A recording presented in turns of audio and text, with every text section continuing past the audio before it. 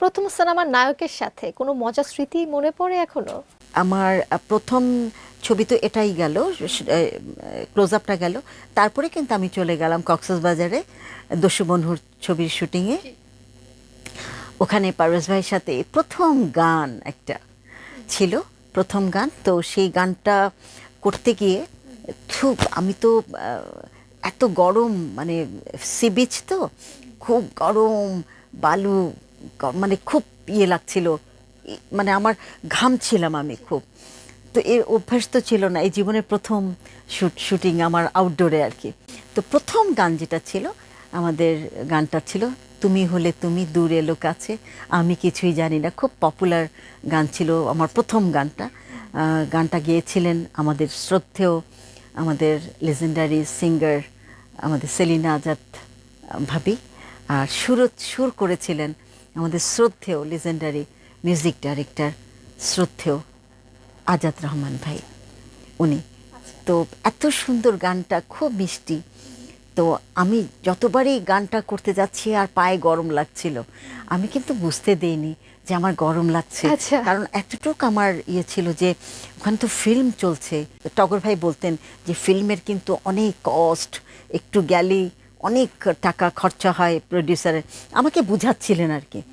এইটা আমার মাথায় ঢুকে গেল, যেভাবেই হোক আমি অনেক মনিটর দিয়ে, অনেকবার কয়েকবার মনিটর দিয়ে তারপর এক টেক করে ওকে করেছি শটগুলো, চেষ্টা করেছি। যে রোমান্টিক গান, নাচ ছিল না কিন্তু। ম্যাম, আপনি প্রায় ৩০০-র কাছাকাছি সিনেমাতে কাজ করেছেন। আমি উল্লেখযোগ্য একটা সিনেমার নাম একটু বলতে চাই আপনাকে। সেগুলোর মধ্যে রয়েছে অশিক্ষিত, মাটির মায়া, প্রিয় বান্ধবী, আখিরি নিশান, পরিণীতা, হুরে আরফ, এরকম আর অসংখ্য জনপ্রিয় সিনেমা আপনার রয়েছে। এবং আরও একটা কথা বলা বাহুল্য, আপনি কিন্তু পরিণীতা সিনেমার জন্য জাতীয় চলচ্চিত্র পুরস্কারও পেয়েছেন। এই বিষয়গুলো একটু জানতে চাই ম্যাম। হ্যাঁ, এটা একটা সাংঘাতিক ব্যাপার আমার জীবনে, কারণ জাতীয় চলচ্চিত্র একটা পুরস্কার পাওয়া একটা অনেক বড় ব্যাপার। আর সেই সময় কিন্তু ভেরি ডিফারেন্ট একটা ব্যাপার ছিল একটা পুরস্কার পাওয়া। আর এই ছবিটা আমি কাজ করতে গিয়ে আমি যার সাথে কাজ করার আমার সৌভাগ্য হয়েছিল, তিনি আমাদের চলচ্চিত্রের লেজেন্ডারি একজন ডিরেক্টর। মানে তার সম্পর্কে আমার বলার, মানে আমার কোনো ইয়েই নেই, আমি বলবো যোগ্যতাই নেই আমার বলার। উনি এত বড় মাপের একজন মানুষ। তিনি আমাদের শ্রদ্ধেয়, আমাদের লেজেন্ডারি, আমাদের ডিরেক্টর প্রডিউসার মরহুম আলমগীর কবির। আরেকটা কথা জানতে চাই, আপনি কিন্তু বাংলাদেশের হয়ে প্রথম ৯টি দেশে ১৩টি ভাষায় কাজ করেছেন। আসলে এই বিষয়টার ব্যাপারে একটু জানতে চাই আমরা। হ্যাঁ, এগুলো আমার যখন আমি বাংলাদেশ থেকে কো প্রোডাকশন ছবি করতে গেলাম আমি পাকিস্তানে, সে মানে এইটা সালটা ছিল আমার 86 থেকে আমার 88 থেকে শুরু আর কি কাজগুলো। যখন শুরু হলো তখন ওরা আমার নাচ দেখে এবং আমার গেট আপ সব কিছু দেখে ওরা সবাই সিলেক্ট করে ফেললেন যে লোকাল প্রোডাকশনে কাজ করতে হবে। হ্যাঁ, তখন তো আমার ঢাকা, মানে বাংলাদেশে আমি অনেক ছবির কাজ করছি, বছরে প্রায় 10টা-12টা ছবি।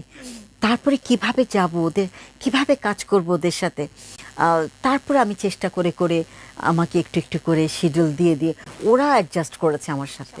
আরেকজন প্রয়াত জনপ্রিয় চিত্রনায়ক শ্রদ্ধেয় রাজ্জাক স্যার, তার সাথে আপনি কাজ করেছেন। তো আসলে তার সাথে কাজ করার অভিজ্ঞতা কেমন ছিল, যদি স্মৃতিচারণ করতে বলি আপনি কি বলবেন? তাহলে এই কোশ্চেনটা করার জন্য তোমাকে অনেক ধন্যবাদ। কারণ আমার দ্বিতীয় ছবিটা কিন্তু সেতু ছিল, ওই ছবিতে কিন্তু রাজ্জাক ভাইও ছিলেন, কিন্তু আমার পেয়ার ছিলেন না। হ্যাঁ, তারপরে তো অনেকগুলো ছবি পার হয়ে গেল। একটা দিন একটা ফোন পেলাম আমি আমার শ্রদ্ধেয় লেজেন্ডারি আমার ডিরেক্টর শ্রদ্ধেয় আজিজুর রহমান ভাই, ওনার ফোন পেলাম যে ওনার ফোনের পরপরেই আমাদের লেজেন্ডারি যিনি মিউজিক ডাইরেক্টর শ্রদ্ধেয় সত্য সাহা, ওনার ফোন পেলাম যে তুই কালকে কি করছিস। আমি বললাম যে দাদা আমার তো আউটডোরে শুটিং আছে, তো তুই আউটডোরে একটু দেরিতে যাবি, তুই একটু অফিসে আসবি। তখন তো এত সেলফোন ছিল না, বুঝতেই পেরেছ। তা বললাম যে ঠিক আছে আসবো।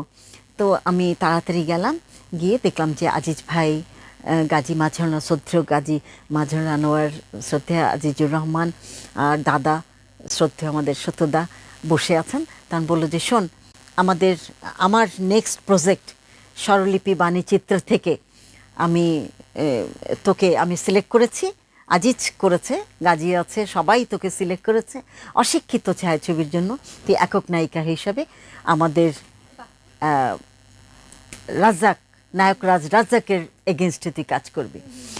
ও আসি, আমি তো কি বলবো, সেই সময় আমি তো মানে ন্যাচারালি রাজ্জাক ভাইয়ের সাথে একক নায়িকা হিসাবে কাজ করা একদম সেই সময়, কারণ বেশি দিন তো হয়নি আমি এসছি তখন।